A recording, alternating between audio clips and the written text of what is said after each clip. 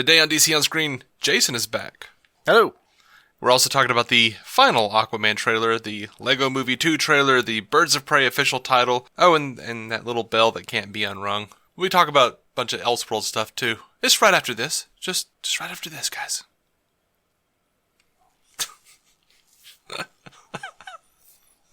That was dumb.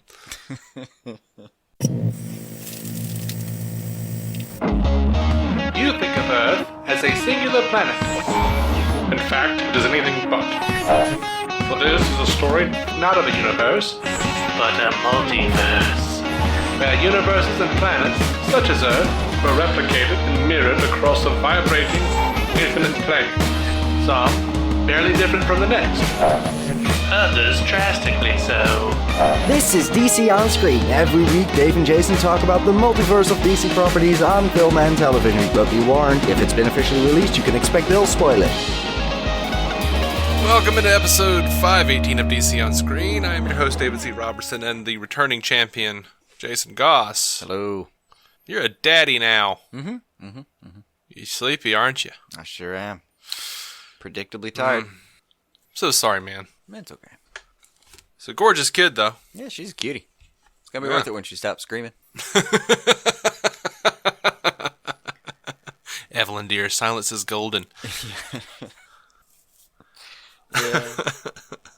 There's no bargaining with it. It's just screams. Just screams that rattle the inside of your eardrums. Oh, man. It is weird. You can hear it, but you can also literally feel it in the inside of your head. Oh, I know. Yeah. I was like 12 when my mom had my youngest sister.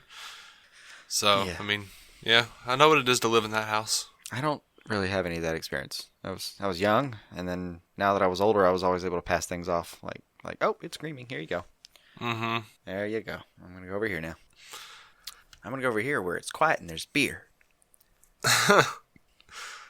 So yeah, we got a lot of stuff to talk about tonight, man. Yeah, dig in. Operating Windows now, so we might as well. It's scheduling's a lot more tight than it used to be around this house. Yeah.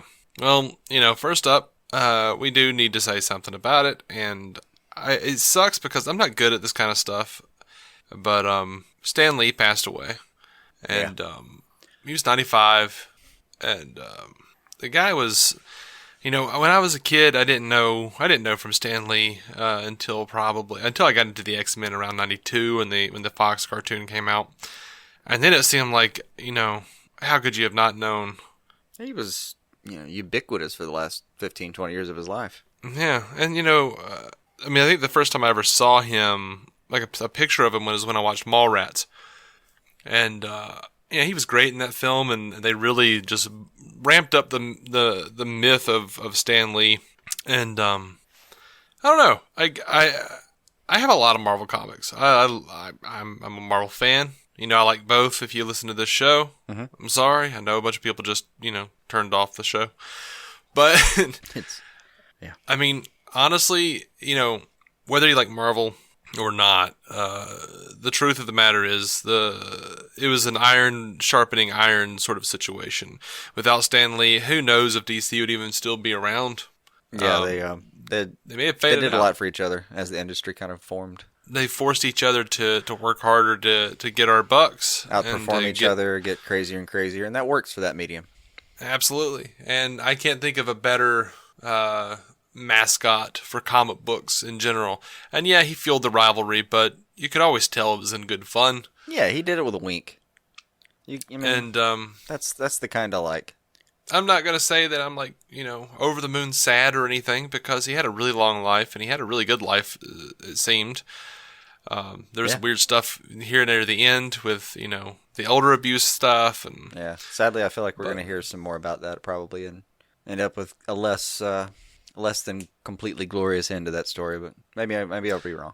Yeah, I hope you'll be wrong, and I hope that was not the way it went down, but anyway, he had a damn good run. I'd be damn envious if I were me. Yeah. And DC Comics, if you really want to get down to it, DC Comics released a statement, said he changed the way we look at heroes, and modern comics will always bear his indelible mark. His infectious enthusiasm reminded us why we all fell in love with these stories in the first place. Excelsior, Stan. I couldn't have said it better. Mm-hmm. You just heard me rattle on.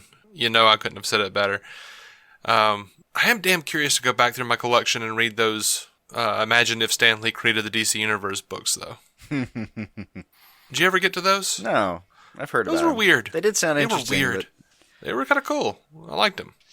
They were real weird. Like, they were just so not what the characters were at all. Like, it was just... Yeah. Which is exactly what I wanted. Like, I wanted, like, no, I don't think he would have done what DC did. Let's see what it was. Yeah. Yeah, man. And I think that the last thing that, like, I mean, there will be more coming, but I think the last cameo we actually got to see him was in Teen Titans Go, where he shows up for just a second. They're like, Stan Lee! And he's like, I'm back. I don't even care that it's a DC movie. I love cameos. Nice. Yeah, he's already got. I think he's at least already got the Avengers 4 cameo coming. Yeah, I don't know. Like Kevin Feige in the can over there, but Kevin Feige a while ago, before Stan passed, said that they had recorded a whole bunch of cameos. So I don't know how much that constitutes, but I hope they continue to put him in some way, pictures or something in the background. Yeah, he'll pop up. Anyway, they released a final Aquaman trailer. I did see that. I'll be damned if that thing doesn't look just epic. Yeah, I mean it visually looks stunning right now. It does look like a lot of the underwater like CG that I was kind of going like, oh, their faces look weird. It looks so much better. Yeah, I don't know where it caused. I don't know if they kept working on it or if we just didn't see it right or what, but it does look good. And we've seen that same shot of Orm, it feels like, a few times, and it has looked better every time. Yeah, I think so. And like it as far even as far as storytelling goes, it looks like I'm gonna have a lot of fun with it. Yeah, and this is not my preferred narrative arc. I'm not a big Romancing the Stone, Indiana Jones type of guy. It's gonna be basic. Like yeah, everything is. I mean, break it right down to a lot. Like its base parts. It's just gonna be a hero finding his footing. Mm-hmm. I mean that describes thousands of movies and books. But yeah, it does. I've never been one for the let's chase the MacGuffin across the desert dunes kind of guy. But you know what? This looks really cool. Like this looks creative and weird enough that I might be really into it. Yeah, honestly, unless you're just on like cutting edge indie kind of stuff, I don't know where you're gonna get away with that. You're gonna have to tell a basic story. Well, I really like cutting edge.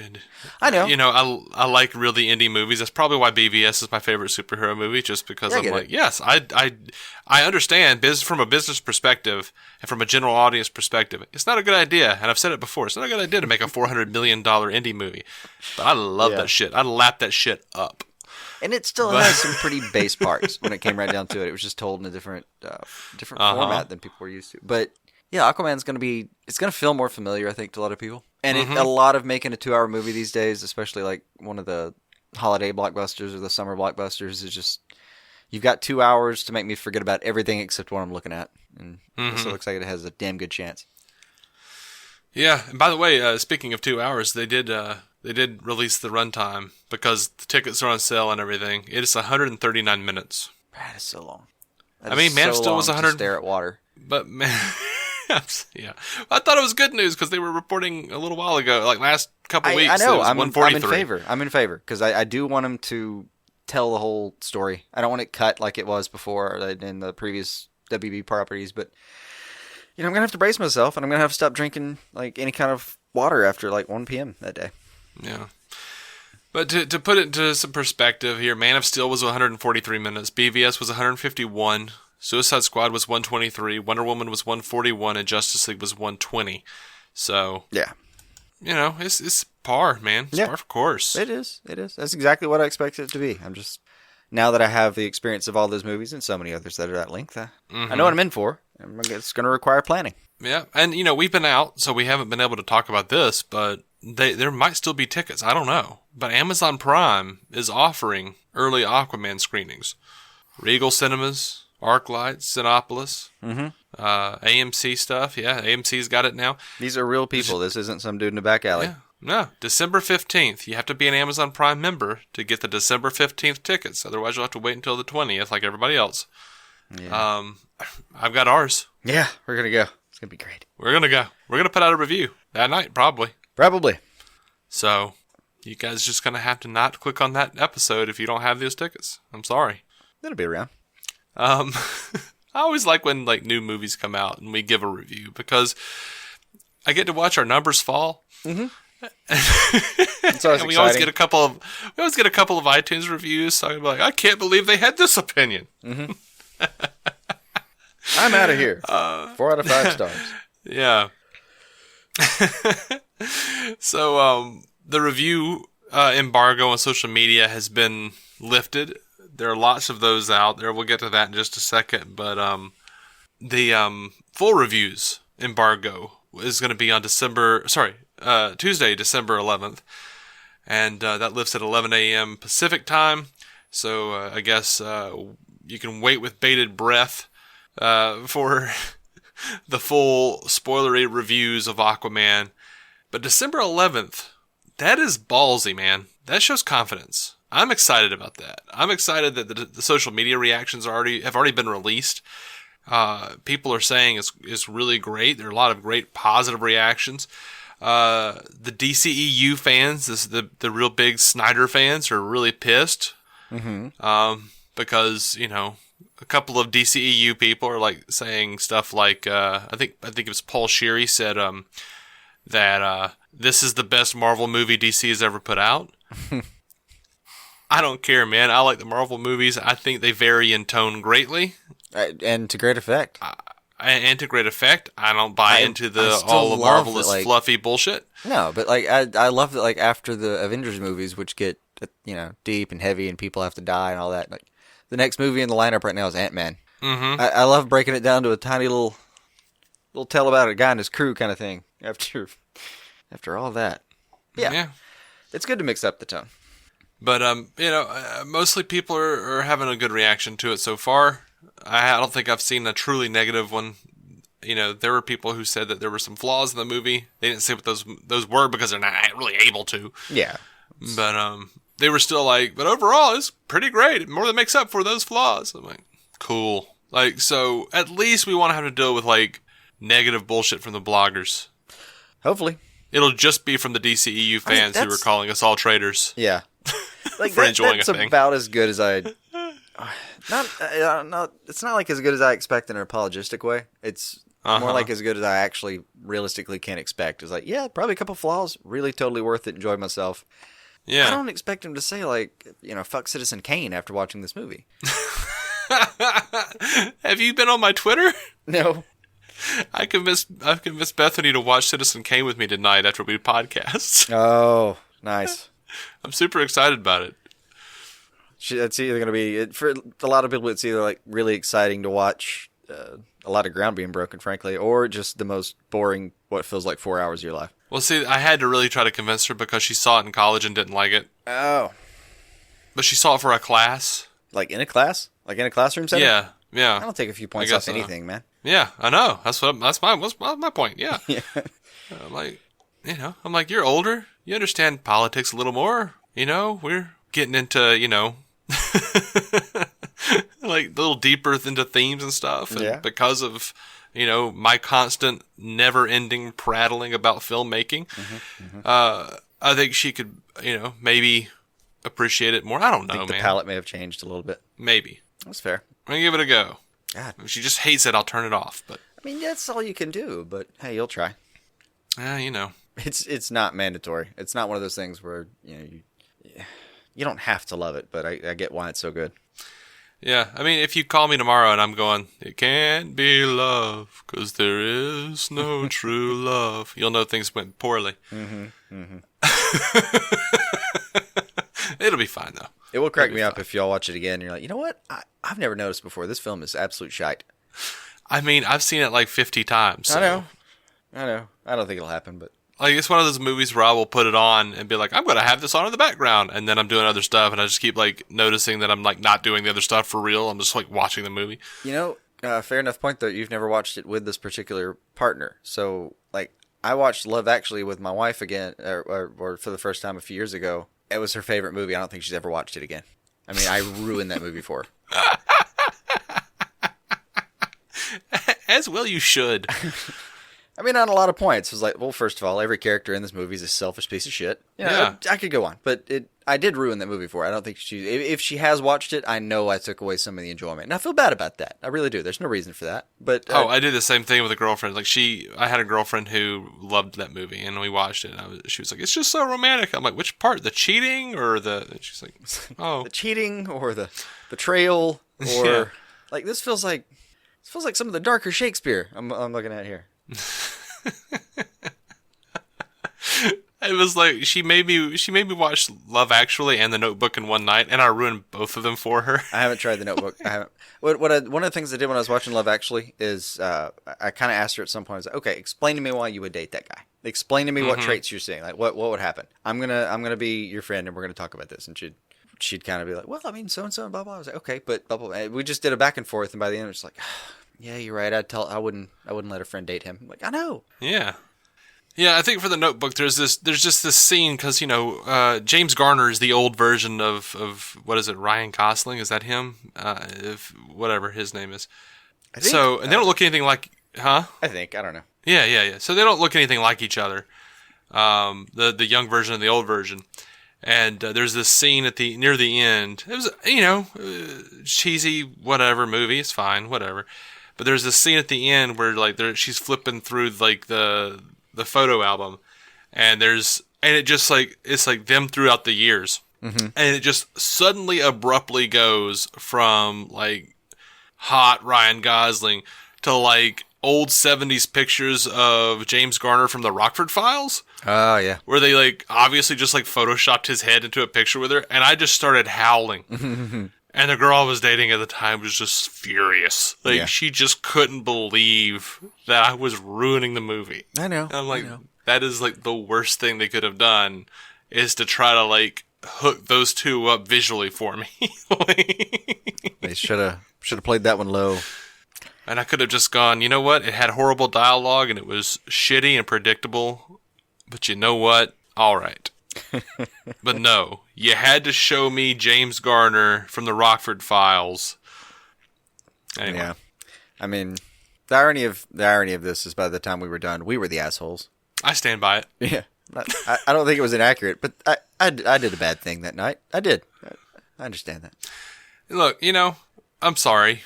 I understand, liking a film is subjective. Like, you can not like it, you can like it. It's fine. It doesn't hurt anybody really. But if they're looking at me and saying, "Why do you like this?" or "Why do you not like this?" Well, you can answer. I'm not gonna lie. Yeah. I'm not gonna be like, "No, it was a good movie. It was so good." I'm like, all right, well, it was great. I loved how the pictures moved. And sometimes they talked. Mm-hmm. It really stuck together for me. Anyway, did you see that Aquaman outsold Venom on Fandango? No. Yeah, their like day one sales total eclipsed Venom. Cool. They sold more tickets in the first 24 hours than Guardians of the Galaxy Volume 2, Spider-Man Homecoming, Ant-Man and the Wasp. Wow. Broke the record for the most tickets sold by Atom Tickets within 24 hours, which was previously held by Infinity War. Wow. What the hell is that about? I don't know. That's it's Aquaman. Solid. Did first people foot forget forward. that? Did anyone forget did everyone forget what Aquaman is? No, all I've seen on our timeline is just like a bunch of people kind of making fun of old Aquaman, but still being like, "Yeah, I'm going to see this movie." But you remember how we flew around on fish? I'm like, yeah, we all remember it. It was stupid. It was hilarious. It was fantastic in its own campy way. And they're like, yeah. But are you going to watch this movie? Oh yeah, I'm going to be there. Oh yeah, right, cool. I love that though. I love that we're making fun of the old one. We're like, we're gonna. Oh, but yeah, he looks like a badass. Let's go. Yeah, hell yeah. And when I say did everyone forget what Aquaman is? I'm not bashing Aquaman. I've said for a long time, Aquaman's a badass. Oh yeah. Like, I'm sorry about the Super Friends guys, but you're wrong. He's not a joke. He's awesome. Yeah, they deeply changed the character to have that. Well, I don't know. The character kind of evolved over time. It wasn't that crazy. I don't know. This, casting Momoa, like Momoa and Gal Gadot may have been the best decisions Zack Snyder made across the board. Yeah. Because, holy shit, man. And like, the mainstream accepts those two. That was the crazy part. Just as much as... I had the same reaction to both. The first time I saw it, I thought, I don't know. And then now if you... after I actually got to see it in action, I thought, well, that was always meant to be. Thank you. Thank you. Yeah. I mean, personally, I'm not sure that I'm completely down with Jason Momoa's Aquaman still. Like, I love Gal Gadot's Wonder Woman. That's brilliant. But personally, it might be a hashtag not my Aquaman kind of guy, kind of thing. I'm going to enjoy it, though, honestly. It's just, I know too many different versions now. Yeah. To not accept it. The pro wrestler thing is still going to annoy me a little bit. I've long since been over that. I'm mostly over it, but there's always going to be like a little thing in the back of my head going, ugh, ugh. No, see, you missed out on a portion of your childhood a lot of us have, where there was like a couple years where you smelled what The Rock was cooking. What, I did what? You smelled what The Rock was cooking. See, you don't know what I'm talking about. I don't even know what you're saying. It's one of The Rock's catchphrases. Oh, where you smelled what The Rock was cooking. There you go. I don't know if I stumbled on that, but yeah, It sounded like you were saying where you smuggled Aqua's cooking. And I was like... That was his other catchphrase. Okay, you didn't catch either one of them. We're talking about Aquaman. Yeah. But what does smuggled Aqua's cooking mean? Like, it's just a process of trying to figure out what the hell. No, I remember smelling what The Rock was cooking. I'm sure you do, because it was very popular. But, there's like a part of you, maybe for me it was around, I don't know, 13 or 14 for a couple of years there. I can't remember how old it was. But, yeah, like I went to a SmackDown Live when it came to Birmingham and stuff like that. It was... Oh, wow. It was a fun time. And then you just kind of get bored with it. And I was never actually into wrestling, though. The weird part with it is it's this ongoing drama where for some reason at some point something about it catches your eye, or you're like, oh, that's interesting, and you want to watch it. But it's an ongoing soap opera. So eventually there's something that happens, or a storyline that declines, and it's like next time you start to watch, you don't care as much, and then you've just forgotten about it a few months later. Mm-hmm. That's how it was for me, at least. It was just a little thing. I liked a couple of narratives, and I bailed. I think I watched like one episode because it was like right after 9/11, and nothing else was on.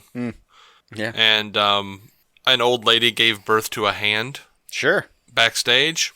I mean, sure.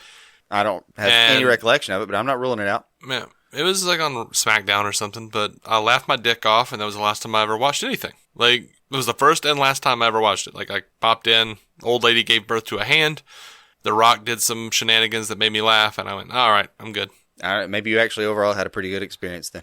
But yeah, that doesn't sound too bad. I enjoyed Macho Man Randy Savage in the Sam Raimi Spider-Man movie. I always enjoyed him in the Slim Jim commercials, Yeah. It sounds like your experience with wrestling sounds like you walked into one casino your entire lifetime, put one bet down, won $5, went, and walked out happy and on top of the house, I always enjoyed Conan O'Brien's jokes about Jesse Ventura being in politics. What can you do? It occupies a unique little spot in the American landscape. I would say the most I've ever been into wrestling was they used to have these. I guess they still do. They had those video games, and for the PlayStation, I got really into like Warzone and WWE Attitude or WWF, whatever it was, Attitude, because you could customize your characters and play them. So I'd have like Batman and Robin fighting, I'd have Batman and the Joker fighting. Right. That was my own because they did weren't have making highly cool comic customizable book games characters in those games. Yeah, they weren't making cool comic book games, so that's what I did. Like I fought Stone Cold Steve Austin with Batman. Yeah. Or Captain Kirk. And somewhere a guy was working on Superman 64. One of the great abominations of all time. I preferred, and I just actually told Brent and Ray this over on Fans Without Borders, that I much prefer the Superman Shadows of Apocalypse game for PS2, I think. It was sort of a faux open world. I like to call it a faux-open world. Mm-hmm. Sure. I don't think you have a choice. It was based on the... it's a faux-open world. Mm-hmm. It was based on the animated series. It was pretty fun. Yeah. Anyway. Didn't catch that. Apparently they're going to be censoring Aquaman in the UK. I can't even imagine why. Is there a reason? Do we have a reason? Well, they said the company was advised the film was likely to be classified 15, but that their preferred 12A classification could be achieved by removing, quote, bloody detail. Are they going to put blue dots over his nipples like they do in their porn? I don't know. When the film was submitted for formal classification, the bloody detail had been removed and the film was classified 12A. As I understand it, in the UK, they don't censor nudity. They don't think that's a big deal, but violence is a big thing. It's the opposite here. Yeah. It's like, yeah, just lop that bastard's head off. Yeah, just lap it off. Like, don't show a titty or the world will end. Children will walk away traumatized because who knew that women had nipples too? But that's too much blood spatter. Thank you very much. Yeah. If I understand it, that's one of the reasons people use CGI in some of the more gory effects is so they can go back and argue with the censors, and it doesn't cost you don't have to do a reshoot. You can just take some of that out. And I look forward to the day when CGI blood looks good. One day. Not that it doesn't look good. It's just that you can always tell. I don't know. I doubt I've always been able to tell. It's not a strength of mine at all, but I doubt very seriously it's always that tellable. Maybe not. So one of the things about these Amazon Prime tickets, that's just a normal showing. It's not 3D IMAX. Oh, yeah. There's the catch. There's the rub. And here's the thing though. James Wan was asked how much the film is in full IMAX, and he says nearly 90%. That is a ton. So, I'm not gonna be Bethany's not gonna be able to go with us, and she wants to see it. So I'm gonna try to convince her to go see the. I'm gonna try to convince her. She doesn't like IMAX, but I don't. Or at least get the it. 3D. I really do get it, especially the 3D. It's a lot for me to take in. I spend so much of my time visually understanding what's happening that I almost forget what's happening in the actual story. Mm-hmm. I feel her on that. Yeah, so I do. Anyway, I won't tell you what it is, but Aquaman apparently has a mid-credits scene. Oh, good. So, don't be one of those lost souls who still wander out of the theater as soon as it's over. I don't understand. I just don't. I've tried. I never understand. One of these days I'm going to stop and ask one of them. I just want to yell, you stupid pieces of shit. Sit down. I think I might just one of these days lean over that. There's that where it goes up in the theater. Usually there's that little run on the side where you actually enter the theater. Just kind of lean over there. Hey, you! Hey, what? Why are you leaving? Surely you know, right? Yeah. I'm gonna end up getting some mundane answer like, man, babysitter. I'll catch it later. Okay. Yeah, it'll be something sad like that. Yeah. You know that Aquaman is 2 days before Aquaman, Mary Poppins Returns is coming out, right? I didn't know what the rub was there. I'd heard there was some Mary Poppins Aquaman related something or other. Mm-hmm. And I didn't know what that was. Well, it's been revealed that Julie Andrews, the original Mary Poppins, is doing a cameo in Aquaman. Okay. She'll be doing voiceover for the mythic Carathian, I think. Okay. And Entertainment Weekly says her character, quote, holds the key to Arthur Curry's quest to unite the Atlantean and surface worlds. And they spoke to Peter Safran, one of the producers, and he said they knew they wanted a quote, classic British actress to voice the role. And it has been somewhat digitally altered, but you can still make out that is her. And he says, when we found out Julie was interested and available and excited to do it, casting her was a no-brainer. Well, no shit, buddy. Yeah. It's Julie Andrews. He did joke. He said, who knew that Aquaman would have the real Mary Poppins this Christmas? Oh, Lord. Okay. Oh. I don't think it was malicious or on purpose. And, she came out and said that she, wishes Mary Poppins Returns the best. She declined a cameo in that movie because she didn't want to, basically steal the spotlight. But it is funny. Yeah. Yeah. And I will see Mary Poppins Returns. I will not. Jim Krasinski said he was in tears watching it. Not Jim, John. I always say Jim. Yeah, I know. Jim Halpert said that he was in tears. Right. I know he's playing Jack Ryan. I don't care. I can't get over it. He's Jim. He's always going to kind of be Jim. But I just don't have that much attachment to the original, so I'm... Oh, I don't either. I might watch it. Probably will eventually maybe end up watching it. It feels like something my wife will want to watch, and I'll be like, yeah, I'll sit down. Yeah. like, I don't have that much attachment, but Dick Van Dyke is coming back. I do love him. I do love him dearly. So there's that. You know, he played a couple of roles in the first one. He's coming back as the old man. Looks almost exactly the same as he did in the first one. Is he going to be doing the terrible British accent for that role? I can't remember. You know, I don't remember. I don't remember if he had that. I think even he once said that was one of the most like regrettable choices in his career was that accent. And yet, when they announced this movie, his reaction apparently was, "Can I be in it?" I mean, yeah. And of course, how do you? I mean, terrible accent or no? How do you say no to Dick Van Dyke? You don't. First of all, you don't. Second, he is a song and dance man at his heart, and if you tell him there's something he might be able to sing and dance in, he's gonna raise his hand. Right. So if Dick Van Dyke says, "Can I be in?" you say, "Yes, sir. Thank you, sir." Right. Also, Lord, what is he using, man? He's still spry. Mm-hmm. And he's just been hit by a car. That's amazing. He's still fine. Yeah, he's still rolling. Anyway, he probably just like did a little. Just like lightly rolled over the hood and probably fell and tapped a couple of the bars and ran his head on and went, ah! The way he hit the car, he was in rhythm. Yeah. Like he maybe even the car hit him and it was like, pop, pop, pop, pop, pop, like, yeah, pop. patted the hood with his hands as he rolled. And then hits the ground. I just wondered if when he got hit by the car, did it make that little sound effect like he just tripped over the ottoman? Like, bump, bump, bump. Yeah. That would be fantastic. The poor driver's like, oh my God, what have I done? Never you mind. Man slaughtered America's favorite person. You've defiled an American treasure, that's all, but don't worry about it. Geico has you covered. All right, so they released a new trailer for the Lego Movie 2. I think it looks pretty fun. It does. I love that Chris Pratt is not only playing his Emmett character, he's also playing this... What was it? Rex Dangervest? Rex Dangervest. Yeah, something like that. It was like an amalgam of all of his other movie characters. Yeah, it's the crunched up version of the last 3 years of his life. Mm-hmm. And Stephanie Beatriz from Brooklyn Nine-Nine. Yeah. She's playing Sweet Mayhem. I'm excited about that. She's awesome. She is. Nick Offerman's in this thing. Will Arnett's back as Batman. Alison Brie is back as Unikitty.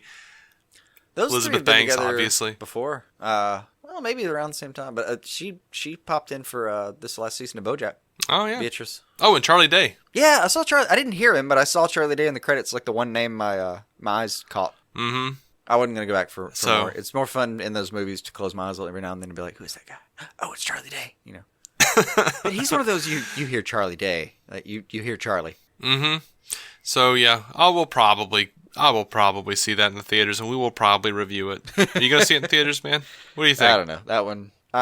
When does that one come out? I don't know. I didn't really pay attention. Well, but it's Will Arnett as Batman, so I kind of feel like I could maybe take a guess, but like I said before, I operate in windows. Like I'm creating a window for Aquaman to make that happen, and then maybe that goes smoothly. Maybe that's something I end up paying for. I don't know. But it is Will Arnett as Batman. I know. We'll do what we can. We'll review it one day, someday, and I'm sure I will like it. The original was fantastic. Mm-hmm.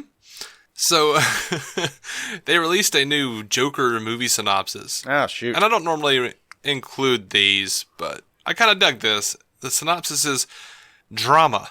Joker centers around the iconic arch nemesis and is an original, standalone story not seen before on the big screen. The exploration of Arthur Fleck, a man disregarded by society, is not only a gritty character study, but also a broader, cautionary tale. I kind of felt like this was like Rod Serling light. Yeah. Writing this. Yeah. Like, they're not really wanting to tell us what this is about completely. It seems very political based on all the set pictures and stuff, though. I can't tell how far they were going with that. I know they were going to play with the themes a little bit, but I don't know how much of the thematic percentage it's going to take up. Yeah. We might be looking at, like, Citizen Kane meets the Joker, man. Could be. I don't know. Yeah, you're right. The synopses so far have just been, well, enigmatic. That's a good. That's a word that's always used for Joker. Why not use it for those? Mm-hmm. Yeah. So far, I've been excited about it though. And that bit of vagary isn't changing me.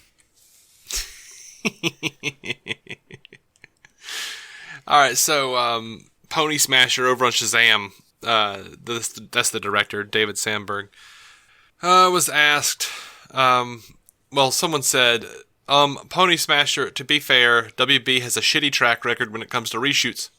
Can you just say it's actually for the good of the movie to calm my fears? It's not that I don't have faith in you. It's the company that runs things. Hashtag no disrespect. Sandberg writes all normal stuff. No changing the tone, removing DC references or anything else, or whatever else theories are out there. So I know that's the line that they toe. That's what all the directors say until like a year later, and they're like saying like WB screwed it up. Yeah, we've seen that happen a couple times. But yeah, we have. It's hilarious to me how the guy had to phrase his question. Yeah, and it did get a response. It was well phrased, but it almost sounds like Job asking why God why. Yeah, it didn't seem particularly trolly. No, which I appreciate. It felt honest and like, look, I really want to trust you, man. It's just I've been hurt before, and I think you're a good man. Please help me. I'm afraid. Yeah. So Chris Pine was doing a new interview for BBC Radio 1, and he was asked if he was surprised at his character's survival. And Pine said, not all that surprised. Patty told me her idea somewhere in the middle of the first one. And when Patty gets an idea, it's a pretty wonderful thing because you can see the kernel land in the dirt. And then all of a sudden it just starts growing and becoming a tree, you know? And she could make anything or make you do anything. That happened with a TV show we did, and she just fully formed, and then she acts out every part. I don't know what he's talking about in the last part. I don't either. I don't feel like that was a real sentence.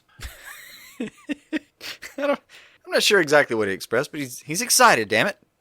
Yeah. And he likes watching her work, apparently. I almost heard Tommy Chong saying that. I could hear his voice.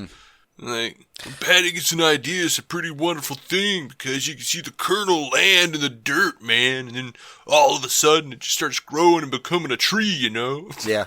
That happens a lot with celebrity interviews, though. Every now and then you get somebody like Leonardo DiCaprio always strikes me that way. He speaks in full sentences. You know, he doesn't fall back on himself. He doesn't rely on the little glitches like the rest of us do, like and man a lot. It seems like he has a thought, he expresses it, and by the end of it, you're like, oh, that was a fucking thesis. Jesus, man, were you ready for that? I don't remember how accurate what he was saying was. I just remember thinking he was well spoken. But yeah, honestly, a lot of celebrity interviews are kind of feel like that to me. Like you go. Like, you go listen to this interview with a character that's maybe real somber, kind of like grade A action hero, badass, blah, blah, blah, and you ask him about, like, how do you feel about the movie? Oh, dude, it's going to be so fucking good, man. I'm excited. It's going to be, just going to be the tits, dude. You know, okay. Calm down. Yeah. So, I don't know. You're pretty good at the talking. I'm not good at talking, as that sentence wonderfully demonstrates. It's I got nothing to say. I'm sorry, Chris Pine. Oh, I can rattle. I can definitely go on pretty indefinitely. Yeah. So Birds of Prey, and they have confirmed that it is the actual title. By the way, Hollywood Reporter confirmed that. Margot Robbie revealed a script. The cover of the script that said Birds of Prey and the Fantabulous Emancipation of one Harley Quinn. Let me say I like that take. I like that take. Yeah. It does. And she, I saw the drawing. She has a bunch of little Harley looking doodles around it. I thought it was very in character. I dug that. Absolutely. I dug that. I like the long title. It reminded me of Dr. Strangelove. Someone pointed out it was like Michael Keaton's Birdman or The Unexpected Virtue of Ignorance. Yeah, I like that. That's fun. I'm not one of these that, I'm not mad because the title is too long. No. Stop bitching, you idiots. I pay attention to television episode titles, and those are sometimes, just rough. Like, yeah. It's got to the like point every now where, Black Lightning title? Yes, those are seemingly infinite. Like, the Black Lightning episode titles are like the titles of a freaking Fiona Apple album. They really are. Yeah, they were out there. Yeah, what was that? What was that album of hers? That was. Oh, there are a couple. I don't ever remember. Like, I love Fiona Apple. God, came out in like 2000. Probably more than my left foot.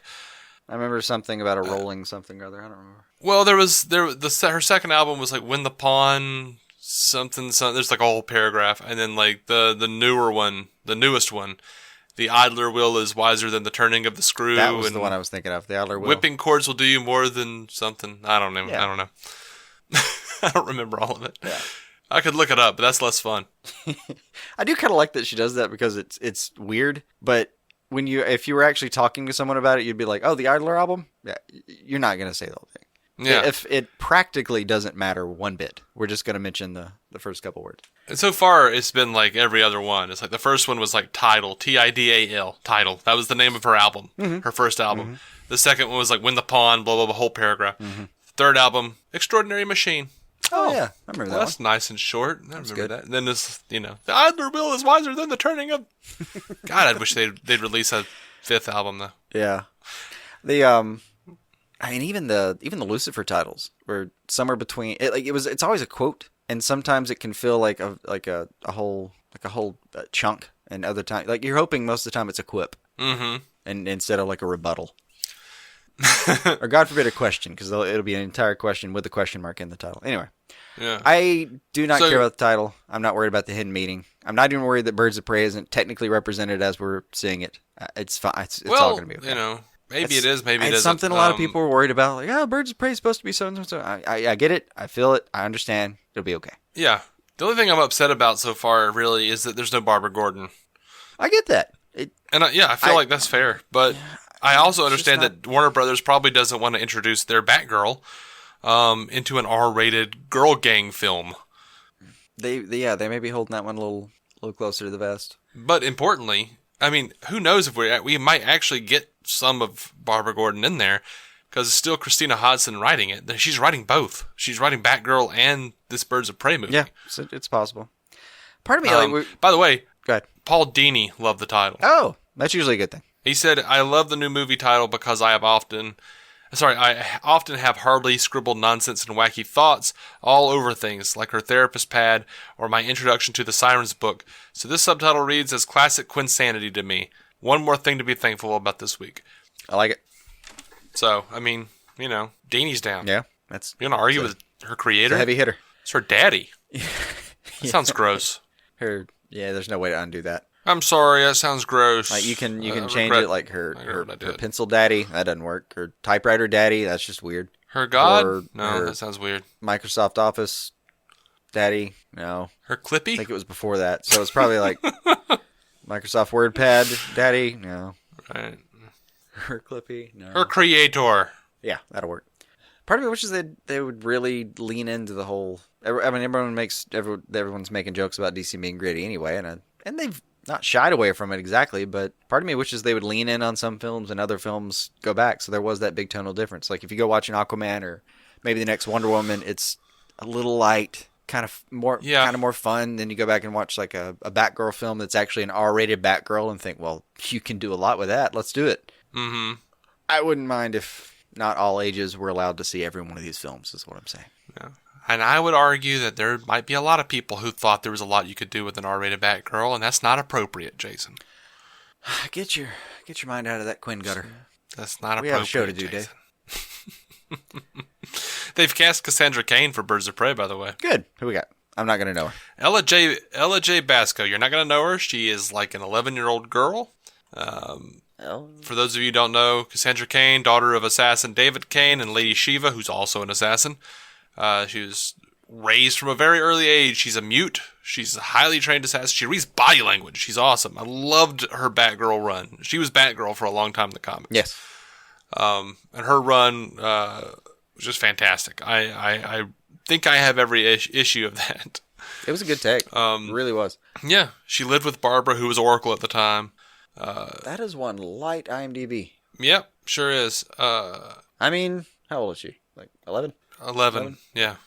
There's been a lot of 11 hubbub. Years old. You ought to have at least 40 entries by now, Ella. Come on, get on it. Yeah. Should have to scroll down. There's been a lot of hubbub that she's like the niece and goddaughter of Rufio from Hook. I don't know. I never saw Hook. I know I'm from the 90s, or I grew up in the 90s, but I never watched that movie. I did. I remember some scene about a scorpions in a casket. I don't remember. A chest. And this is good news. Birds of Prey added the John Wick stunt and fight coordinators.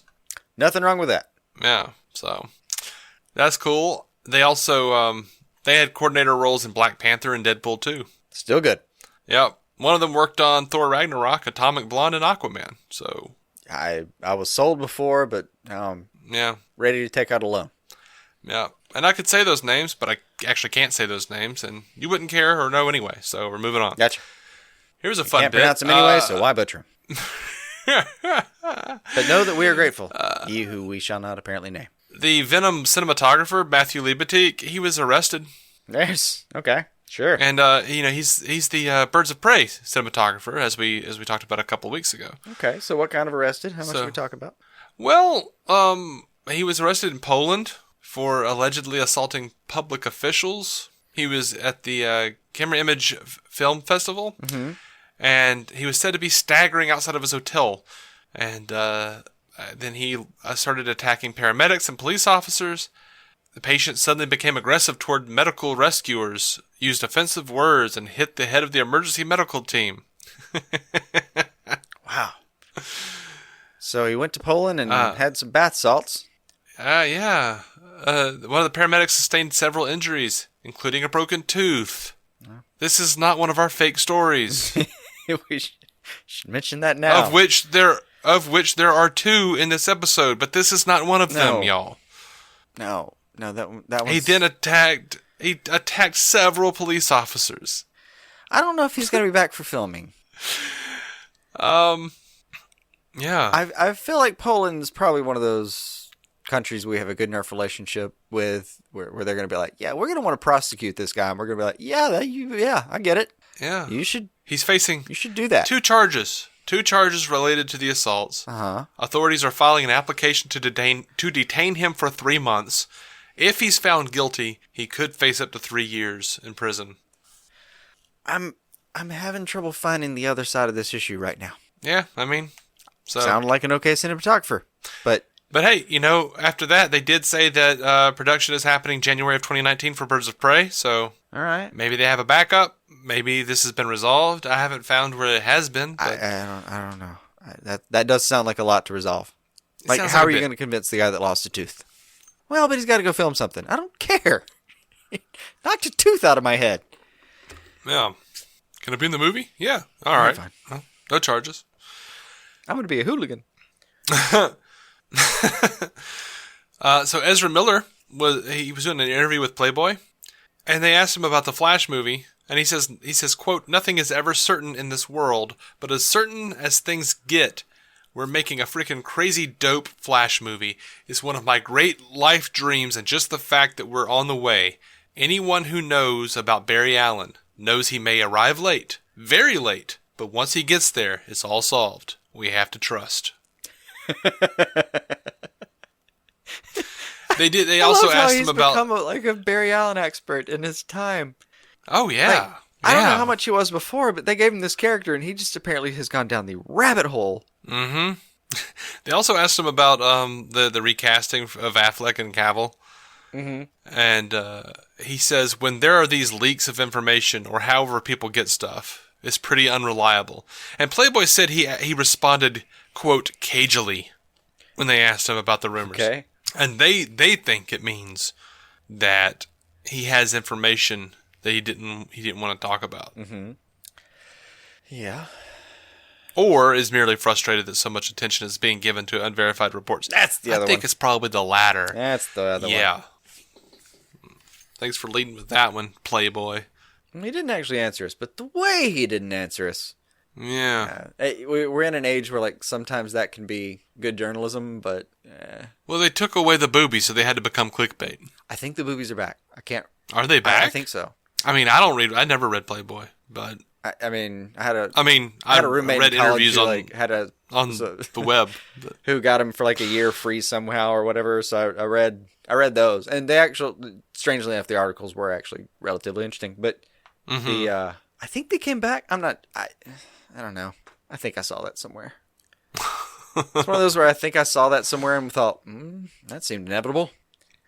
I think years ago when I lived with this guy back in college, he found some Playboys. And I remember I walked through and he was flipping through it, and there were girls in a barn, and I remember thinking, you really need to cover up. One of you's going to get tetanus. There's always rusty sharp shit in a barn. Like, there's nothing about that that's sanitary, guys. You walked by and thought, your first instinct was, that's a highly unsafe environment, young lady. Cover yourself. I don't care that what you're doing for a living. I'm not judging you. I'm just saying be safe. Good Lord. I was a little concerned about the cowboy hat. Like, does she have to have a cowboy hat just because she's in a barn? I mean, I feel like at least one of our listeners is going, I know what issue that is. There might. To my archives. There really might be. There really might be. All right, so J.K. Simmons was talking to Collider, and they asked him what his status for Commissioner Gordon was. He says, nothing has changed. There are conversations going on that I'm not going to make public, which is an interesting statement to make. And he says, as far as I know, there's no opportunity in the immediate future for me, Commissioner Gordon, but I continue to be optimistic that it will happen again. I do too. A lot of people are looking at this and saying, he's saying nothing is happening, period. I think it's interesting his usage of, quote, in the immediate future. Yeah, that's the part I hear the most. It sounds like now he hasn't been in any way told you're not that character, just you're not in on the docket. And I think it's interesting that he said there are conversations going on that I'm not going to make public. Like, we don't know anything. There's nothing for us to know. No. I just think the verbiage he uses is an interesting... It just tells me that, in his the profession, Affleck though, thing... your agent and your manager are kind of often talking to producers and working out a schedule. And, part of when you're down for a role, when he says the immediate future, to me that reads as, they didn't tell me not to schedule myself somewhere else right now. But they also didn't tell me that I've been recast or anything like that. And right. The fact that he says there are conversations happening, if that's true, means that somebody is talking to his people because he's still that guy. Yeah. I don't know. That's how it reads to me. Yeah, me too. So, we're going to move into the segment where you're going to be pissed off if you're like a movie fan. Good. Haven't lost enough of those. If you're used to being pissed off at Warner Brothers... Buckle your seatbelts. Because, oh my damn. Guillermo del Toro, if you recall, Oscar-winning Justice League Dark. Guillermo del Toro, if that matters to you. It doesn't mean anything to me, but I love Guillermo del Toro, so whatever. I loved him before he won the Oscar. Yeah. If you'll recall, he was attached to write and direct Justice League Dark. Mm-hmm. And then there was reported he walked away from the project. He has... The ship got scuttled. That's all I remember was... Right. He was the name they were shopping it around with, and then suddenly he was like, yeah, I nailed it. Yeah, he was just tweeting about a group of projects that he had written that failed to get produced. And that does include Justice League Dark. Mm-hmm. And he writes, to be clear, these screenplays are, in all caps, written, done. He says each of them took months or years of my life. Meetings, synopsis, beat sheets, and were all written. Features 90 to 130 pages each. These are not maybes or wish list items. They are done. This was not a treatment and a couple of meetings over a mocha. How do you call yourself an executive of anything and not have Guillermo del Toro do whatever the hell he wants in your cinematic universe? Oh, all right. I mean, possibly. I don't know what was in those 100 pages, but he is good. Mm-hmm. With an outstanding... fantastic resume. Amount of credibility in the community. Yeah. Now, it's only slightly more weird to me that, like, in your mind, and I'm not necessarily disagreeing, but I want to put it out.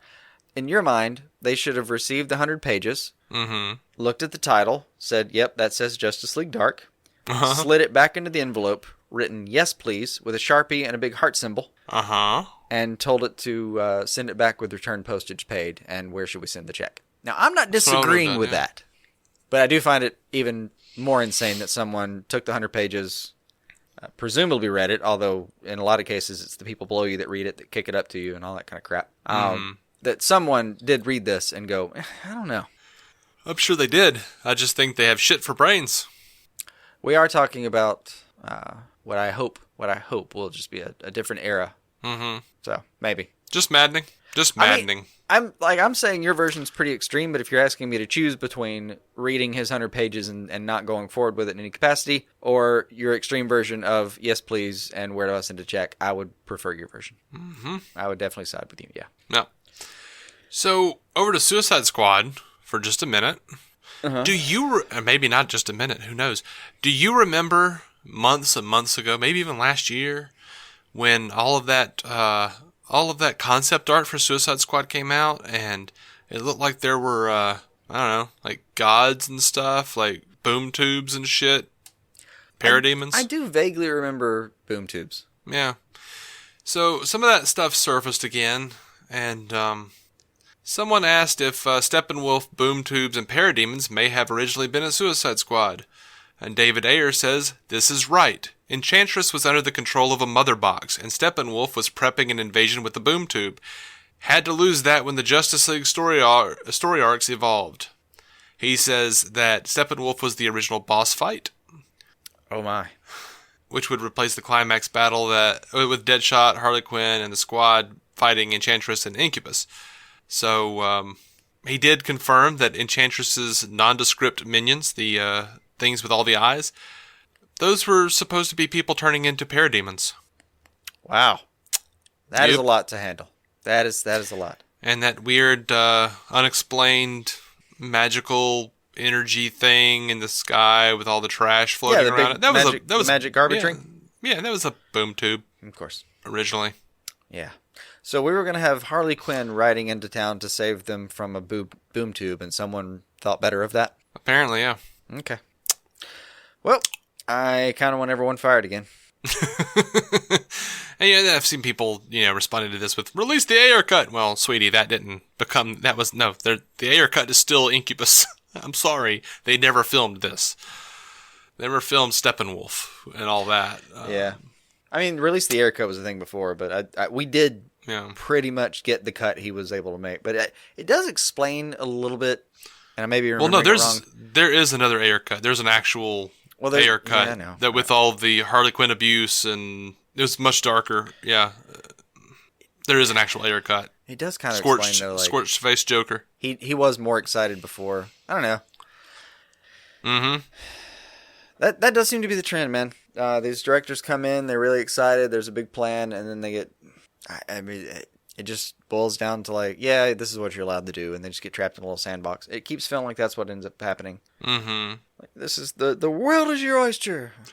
I mean, this acre. Mm-hmm. You have this acre, and you're only allowed to do this on it. Sorry. Yep. Also, have it out by then, and you can only have one mule. Mm-hmm. So, I love that Ayer's been just so forthright with what happened now. Like, yeah, he clearly does not plan to work for Warner Brothers again. Well, for a minute, here's the thing. Like, I feel like, a few weeks ago we were like, Ayer and Zack Snyder need to shut the hell up. Just stop, because I was feeling like they are gearing up the Snyder Cut people to not support the rest of the DCEU. Yeah. But I don't think these people are going away anyway. And I kind of am starting to believe that, like, if they don't release these cuts, it's going to, like I said the other day, like, if I was Hamada, the first thing I would have done was say, what do we have to do? We've got to get some goodwill here. What do we have to do to release these cuts? If you like the Justice League theatrical cut, God bless you. Carry that with you forward. If you don't, we've got the Snyder Cut, the Ayer cut, whatever you need. I don't care how much money it would cost. That's the first thing I would do. But if Aquaman doesn't succeed, there's no way it's ever going to happen. I don't think. Like, I just don't think it's going to. This is what I was thinking the whole time you were saying that, is you just told me about Aquaman's cells. Yep. There's a chance that those cells alone, that 24 hours erased any chance. There's a real possibility, though. Because the thing to me has always been show me where they make money, and it's never been explained to me. Mm-hmm. Like, I'm pissed about that cut. That sounds fantastic. Like the story arc they were going to take to get Darkseid introduced. I want to strangle somebody. Don't get me wrong, but yeah, you still had to make it make money. You still had to make it make sense for them to diverge that path, and they still haven't. They've kept it close to the vest on Affleck, Cavill, all that. Mm-hmm. They will not let people talk about whether they're going to change course. And it may have been Aquaman that they were waiting on. I don't know. I really don't. They may have been multiple films. It may have been, I don't know. But I do feel like if Aquaman does flop, and right now, I mean, 24-hour sales are great, or the pre-sales that's great, but we need the whole box office that weekend. We need the I feel like the bloggers are already seeing where the trends are going. They're like mad because they didn't get to. They're not going to be able to use their Aquaman flops like a fish out of water. Somebody's going to. Somebody's going to. If it's not that, it's going to be crowds hooked on Aquaman. It's going to be something, man. Oh yeah, it's going to be bad. It's going to be bad. We're going to be mad about it. I'm mad I even thought of that right now. But like, there's a real chance that the Aquaman sales, if they're good, erase any chance of that. And when I say any chance of that, I'm still thinking that's a 1% chance. So you think that if Aquaman is successful, there's no hope for the Snyder Cut? It's very possible. Or the the same Ayer way cut. if Venom was successful, we're worried about Spider-Man not being allowed in the MCU anymore. See, I think it's the opposite. I don't. See, you're thinking, though, you can double down, have two paths. That's one thing. And it's possible. It really is. Because we still got the Joker going on over here. Mm-hmm. Still got this little part of the story we don't know about. Well, maybe their NDAs are ending, and Zack Snyder and David Ayer are going, hey, this is our last chance. If Aquaman does well, they'll never go back to it. So we have to try to make it happen now. Maybe, but it doesn't sound like Ayer's all that worried about NDAs listening to that. I mean, don't get me wrong. When I say don't and isn't worried about NDAs, he's going to have to be worried. Like, there's some serious money involved in a lot of those. Well, so, I feel like he only is big. I feel like he was worried about NDAs because he basically lied about it for like a year and then was quiet about it for a while and is now coming out with stuff. Yeah, but like an NDA has a time period in a lot of cases. So, yeah, I know. I mean, if you do it on the last day before, I mean, it's just as bad. It's like if you broke your parole on the 364th day of the year and you're going back to jail. It doesn't matter. You only had 12 hours left. I understand. But I don't know what that time frame is. For all I know, it ended a couple of weeks ago, and he's like, "Yeah, I can finally talk about how this is bullshit." Yeah. I don't know. It could be that. There may be some timing to it gearing up right before Aquaman. I'm not sure. Yeah. But I am mad that idea was lost for. Mm-hmm. That sounds fantastic. Like, there was the executives just they screwed us in so many ways. The fact that we're even having this conversation, even as people who enjoyed the movies for the most part, is still a product of them having fucked us. Yes. And but there's been a little bit of conspiracy shit going on. Like, some people think that David Ayer and Zack Snyder are talking about this stuff because they actually are in talks, and something might be happening. Mm-hmm. Other people think that they were in talks and then something changed.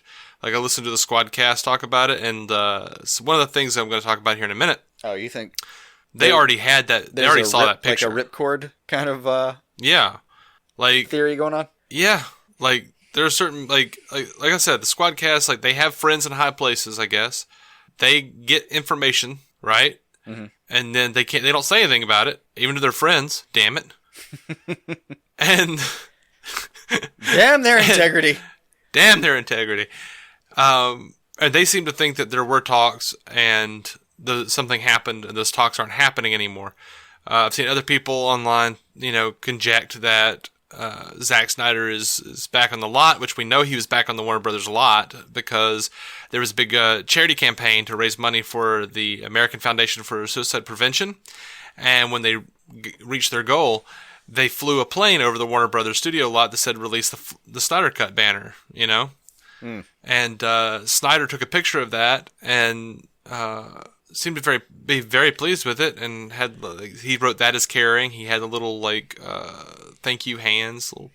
And then he's gotten a little snarky. He's gotten a little pissy on us on Vero. And it was funny. which is why I'm bringing this up too. I just loved this. He had a giant on Thanksgiving. He had a giant turkey in the oven, and he like very cinematically like pans up to the turkey, and it's got a thermometer in at 120 degrees, and with the caption "an hour more at least." 120 degrees, 120 minutes. The giant turkey.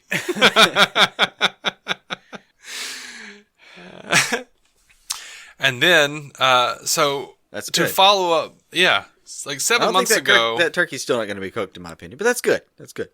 Maybe not, but it'd probably be juicy.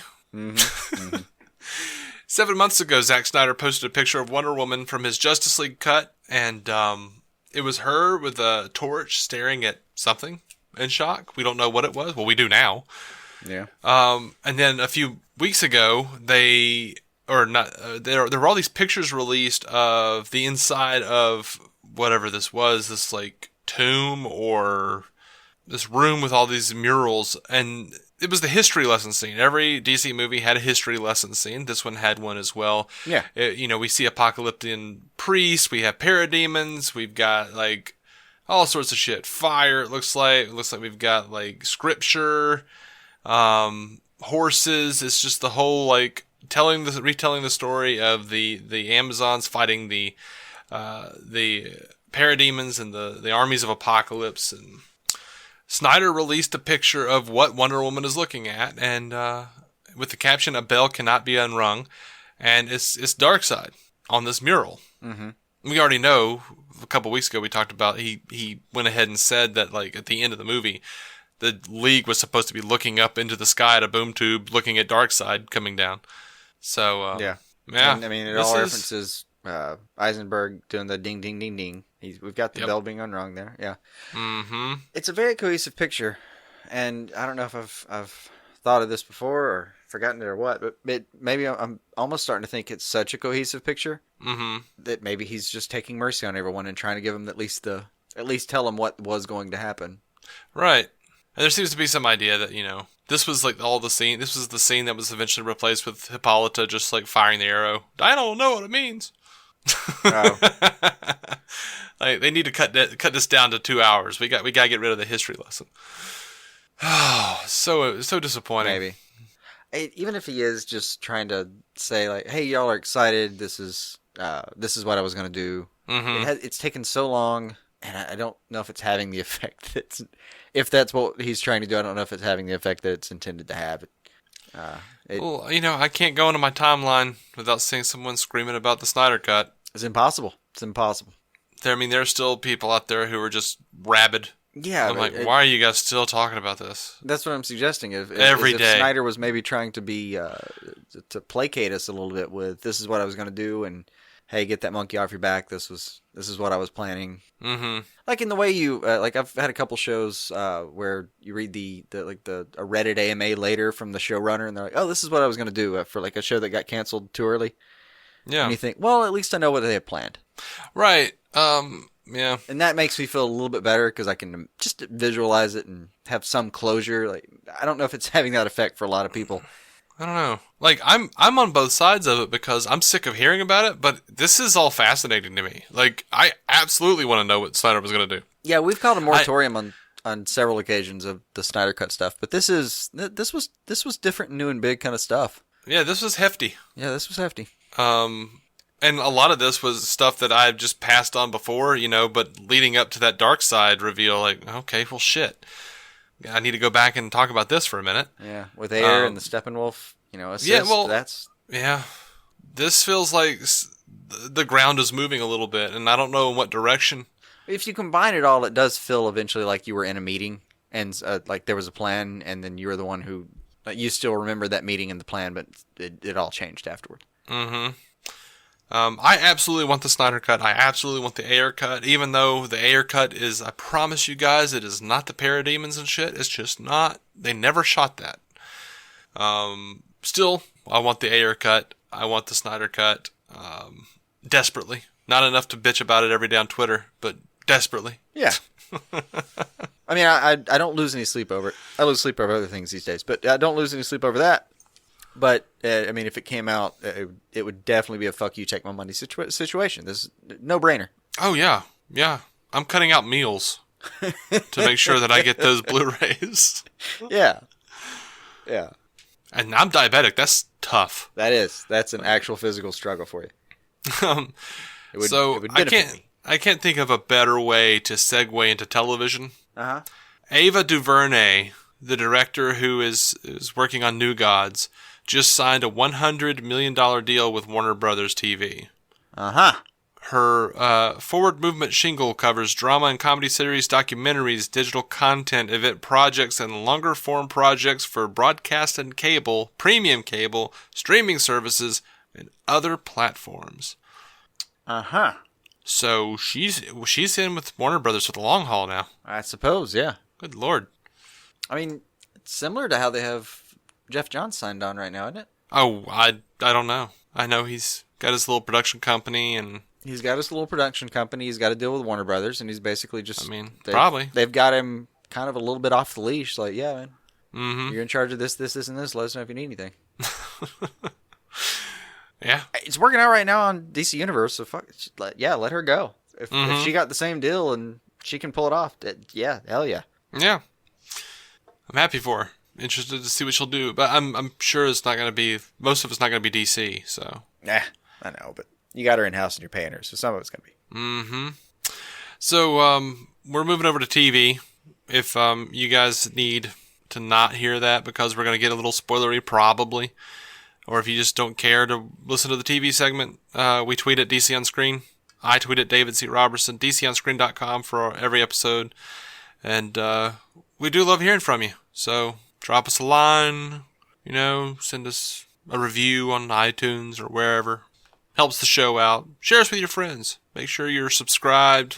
Make sure they're subscribed. Don't even tell them about it. Just, grab their phone when they're not looking and go over to iTunes or whatever. Subscribe them to DC On Screen. Catch them when they're asleep so you can get the face recognition and get into their phone. All that. Yeah. Just, go into Stitcher while they're sleeping. Get them drunk. Let them go to sleep. Open up their Stitcher app and just start playing from as far back as you can. Yes, poison, kidnap, and violate your friends in order to get us more subscriptions. That's right, because sharing is caring. Yeah. Over to DC TV. It's all for the greater good. You're good. It is. HBO has released these two teaser images for Watchmen. The first is a picture of two rows of police officers lined along a wall, and they're wearing yellow masks, and it says, "Masks save lives." And the other is a yellow masked cop with a flashlight in front of a cop car. And it says, "Hiding in plain sight." I don't know what any of that means. But it does look iconic and cool and creepy as hell. It's good imagery. It is really good imagery. It shouldn't have been a video of it, because it's not a video of it. Well, you know why they're doing that, right? Is it because of the algorithms? The algorithms pick up video and push that out better. And people are now so used to seeing images, they just scroll past them. But that slight movement of the images make people stop. I get it. I just want to cry bollocks off the top of my head. I mean, it's the truth. I get it. I understand. I'm sorry, man. Without condoning or condemning. I understand. I understand why. But not to be outdone, Lynn Wiseman, the Swamp Thing executive producer, posted on Instagram a 1 minute and 14-second long still video of a tulip that was captioned, "It rises. See you soon." Well played. Yeah. And it was set to Village Green Preservation Society by the Kinks. Oh, even better. Yeah, so. Hey, that was better than before. They didn't have music in the Watchmen videos. I know. So, good one-upsmanship there. All right, over to Gotham. Did you see this trailer for the season 5? Did you see this thing? Little teaser, yeah. They're calling it Legend of the Dark Knight, which is dope. And I couldn't help it, man. I saw those cat eyes on Selena and just went, "Oh God, this is Tiger all over again." I don't need them to turn her into an actual cat. Well, they have the technology within the frame of that show. I know they do. They're probably going to bring it back Hugo for something, so why not? Just because you could do something doesn't mean you should do it. Then you haven't been watching Gotham. It's like the motto of the show. Yeah. I really the watching even the teaser for that show. A lot of the still images gave me great joy. I'm really excited about watching it, and I'm also really excited that it's ending. Me too. And I don't mean that as a backhand compliment. I just mean it looks like they're really going for it, and they're going to go out on a bang, and I like that. Yeah. Have you seen those set pictures? I might not have. Probably avoid. They have set pictures of fat Robin Lord Taylor in a purple suit with a top hat and monocle. He is properly the Penguin. I have heard that was out there. I did avoid actually seeing it. Oh my gosh. Because I do. Most of the time when I see set photos, I just keep scrolling or turn my head or whatever it takes. I usually do too, but it was so jarring. I went, wait, what? You had to? Yep. Yeah. I'm like, oh, yep, there's the Riddler with a question mark. Okay. Alrighty. They are plugging in. After the cat eyes, I saw Tiger, which is possibly one of my least, at least, I even I've got Batman in my basement more than Tiger. Oof. So it's probably my least favorite, aside from the Farmer Brown episode, my least favorite TAS episode. So I saw that, and I was like, what horseshit is that? But then I think somewhere in my mind, once I saw, even just at a cursory glance, I saw Penguin and Riddler proper, I had to stop because I needed to be excited. Okay. I had to see those two hanging from a lamppost. They go, yeah. You need a little dopamine boost. I get it. And this is kind of cool, too. Ben McKenzie and Aaron Richards. Ben McKenzie is writing the 100th episode of Gotham. Aaron Richards is directing it. Interesting. So good for those cats, man. Yeah, I mean, they've earned it. I haven't been a huge fan of the character of Barbara over the years, but I'm. You know what? That's actually glad a good that point. We will get to find out if she's directing it, if it was her fault after all. The last few seasons I haven't really minded her that much. No, honestly, her as a character has been on a straight 45-degree angle upturn since I saw her. Yeah. And I'm happy that she's directing because, looks fade. Jonathan Frakes knew it. That's why they let him. That's why he kept bugging them to let him direct on Next Generation. And guess what? Those looks he used faded. to sit in production meetings and hey, you're not supposed to. I'm here. I'm here, and I have a notepad, and I'm listening. It's you carry on or not. I'm going to be here. Yeah. So you can't be in front of the camera forever. I mean, I guess you can, but you got to expand. You got to grow. Yeah, I like it. I like him stretching the legs. I'm proud of her. I'm proud of Jim or Ben, whatever you call him. I like him as Jim now. Yeah, everybody's Jim now to me. Yeah, I know. A lot of those. over the Arrowverse, CW announced their mid-season premiere dates, and Black Lightning is moving to Mondays. Look, they got Tuesday, January 15th, 7 o'clock, 8/7 Central, The Flash mid-season premiere. Sunday, January 20th, 8/7 Central, Supergirl mid-season premiere. Monday, January 21st, 8/7 Central, Arrow mid-season premiere, followed by Black Lightning at 9/8 Central. And Legends of Tomorrow is going to be returning in April of 2019 after Black Lightning's second season is over. Which is a bummer, man, because I have not enjoyed Black Lightning this season, but I have really liked Legends of Tomorrow this season. I will say Black Lightning, it picked up for me. Did it? I'm still so behind. I'm 4 behind. It did pick up for me. And I was a little surprised because I was pretty down on that first episode, but it's getting back to the first few episodes of the series I was really excited about. And I feel like we're back there where I was pretty pumped about the next episode. Okay. But Legends in particular, this is a height I didn't know they were capable of. Yeah, to me, Legends is killing it, and I'm surprised by that, but not nearly as much as Arrow is killing it. Arrow has been on. I'm all caught up on Arrow. Arrow has been my damn jam this season. Yeah. Arrow's they're knocking it out of the park. Stephen Amell had some advice that he was willing to put public that he had kind of told the production and in the writers' room. It's dude, play this like it's your last chance. And I feel like they're taking his advice. I'm really enjoying it. Yeah, it's also really ominous, and I'm hoping it doesn't mean what it may or it may not. I'm scared it means. But if it does, it still means, you know what? If you go out right now, you went out on a bang. Mm-hmm. It's one of those things where with television shows in particular, they're going to come, they're going to go. You can only hope they had a good life. Mm-hmm. But man, a lot of those shows are killing it right now. It is going to really hurt to kind of leave Legends for a few months there. Yeah. But apparently they liked their numbers when they did this with Supergirl last year. Yeah, Pushed it way back, and then you had something they aired over the summer. And all right, I guess it just means we're going to do a really late-ass Legends season / possibly series finale review. Yeah. I actually forgot to mention this with Gotham news. I just layered it wrong. Gotham is being sued by a local business. Oh. They unveiled their version of Bane recently. Uh-huh. And this local company is filing a lawsuit. The Parco Brothers Scrapyard in Des Moines.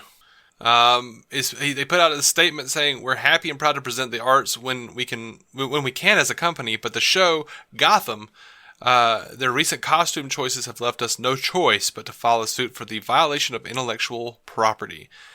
Every now and then, people come grab scrap to fill out a bit of a costume somewhere, but my brother Curtis had a pile of parts that we like to call art, even though it may not qualify by traditional standards. He called it my strong man. It had been a fixture that the regular customers talked about for years. Suddenly, some people bought the whole thing, and I thought, well, that was fun, but $45 is $45. And then he's scrolling through the internet one day, and he sees strong man with some glossy paint, and it was Bane. So, yeah, I don't know. That's interesting. Yeah. So anyway, back on our Arrowverse kick. Elseworlds. Have you seen all these Elseworlds crossover promos? Have you seen this stuff? Most of it, yeah. I think all. Oh my lord! I think all of it. Man, you pumped? I'm pretty pumped. Yeah, I'm pretty pumped, man. Batwoman in action. You got this John Deegan cat running around like controlling people, changing reality. Mm-hmm. You got like Superman Prime black costume. Like what? Mm-hmm. Oh! You won't do to this world what you did to mine. All that. Yeah, man. Like what did they do to the '90s Flash world? I don't know. What did they do to John Wesley's ship's home? I don't know. But it would make a ton of sense in canon if what they did it would make a ton of sense in canon if we're getting like parts of the '90s Flash version in the current version of the Arrowverse. Mm-hmm. Like the reality that we're in, it would make a ton of sense if there was some crossover for dubious reasons. I like it. Mm-hmm. I very much like it. Did you notice the little guy that was jumping off out of Arkham Asylum and laughing maniacally? You think that was Joker? I don't know. The thing is, anytime you present Gotham, it feels like you're almost entitled to have somebody laugh maniacally somewhere. Yeah. I don't know. I doubt it. I really doubt it. Yeah, probably. Just seems way too active in other properties right now for them to borrow him. Did you see this picture of that Stephen Amell posted of Michael Rosenbaum and Tom Welling at a table with him? And he says, pretty excited about this one. That's the one, man. That's the one I'm really hoping for. That somehow there's a backdoor entrance to that universe that they're going to explore here. I'm hoping for it, but the thing is they're at the Knocking Point Wines, which Stephen Amell is his wine company, and like Stephen Amell has made wines with Colton Haynes and Emily Bett Records and pretty much a whole bunch of different people from these CW shows, and he did one with Jason Momoa. So they're probably just doing Rosenbaum and Welling wines, honestly. I know. I really want it to be crossover shit, though. I know it's not going to be a thing, but damn it, I want it. I really want it.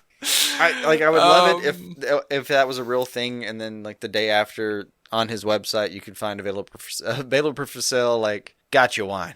Mm-hmm.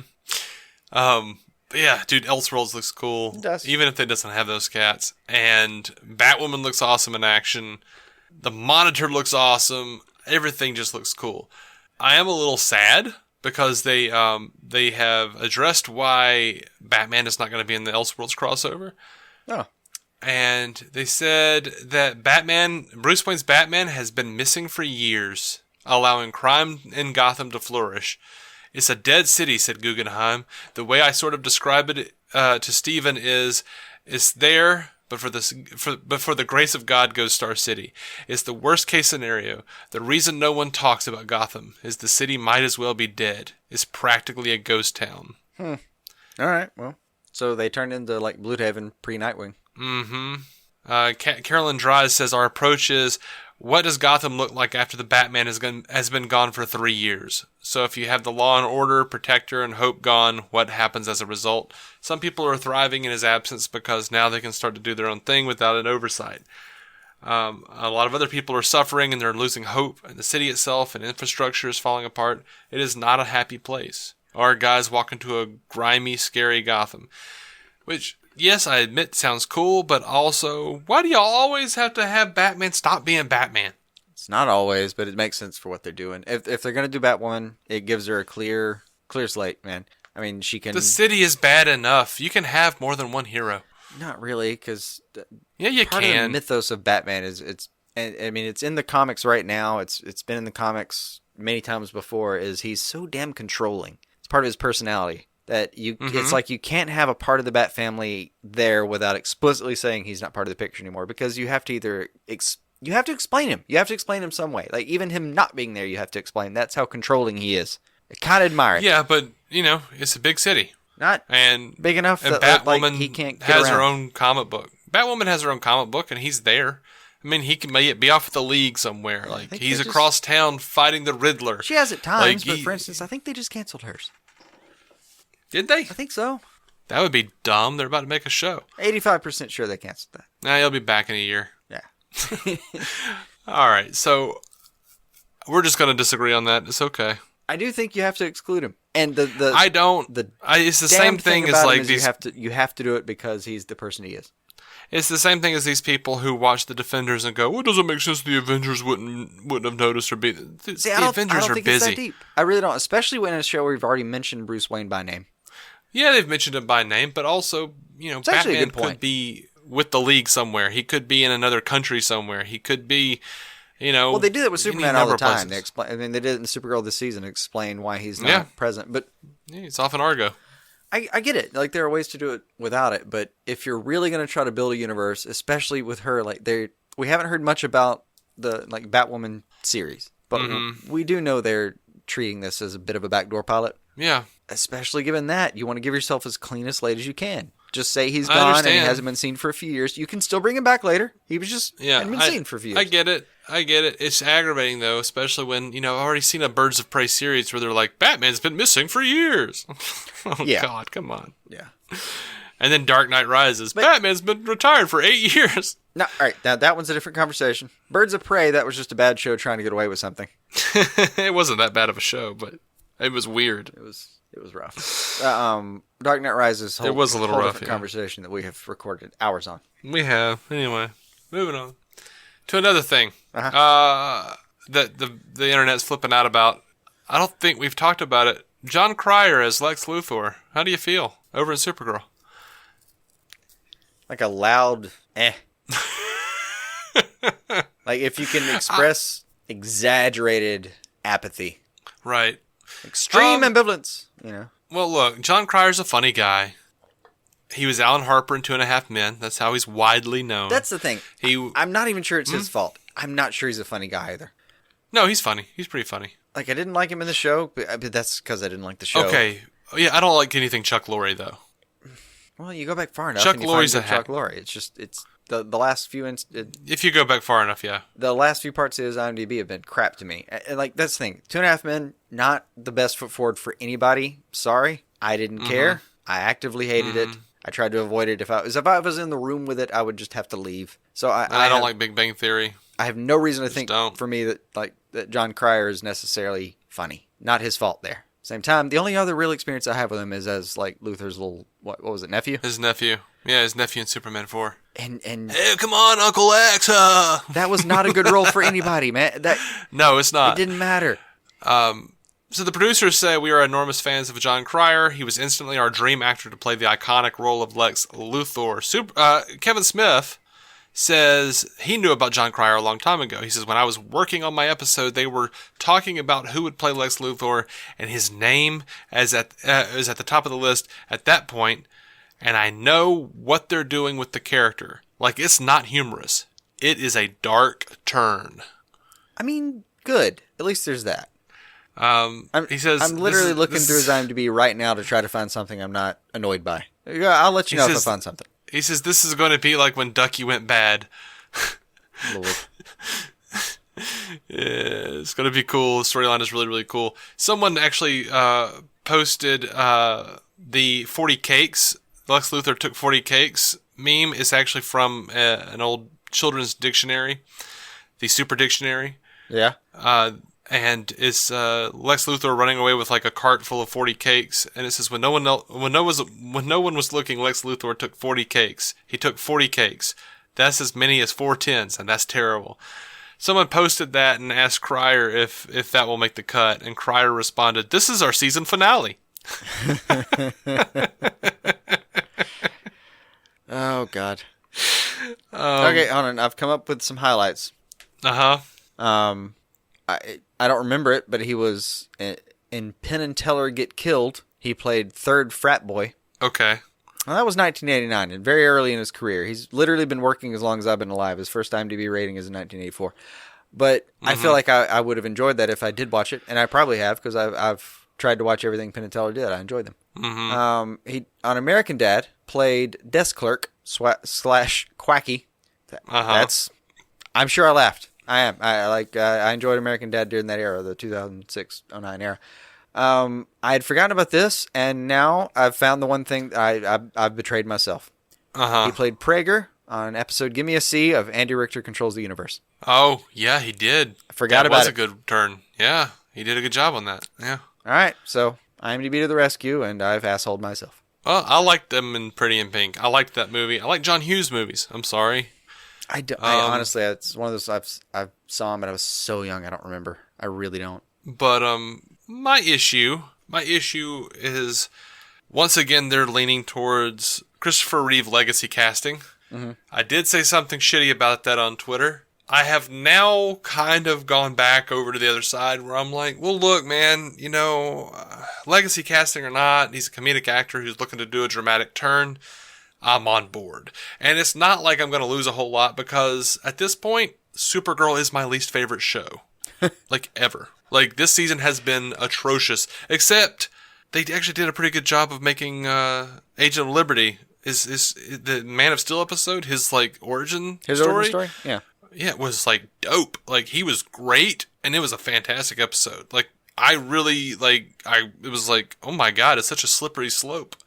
Like, he was such a good dude. You get him. They explain him very well. Yes, they did a really good job. It wasn't just like he's some not a mustache complete asshole. Villain. You see where he came from. I get it. I thought they did a good job with his origin. Yes, I absolutely agree. I've liked what they've done with Hank. Like, there's some ingredients of this season that I like, but it so far hasn't. It is a little down to me. I don't think it's the lowest thing ever. Or I'm just saying it's like the worst show on right now. Like, it's just my least favorite of the CW shows. It may be the one that I'm like least excited about right now. Yeah. Yeah.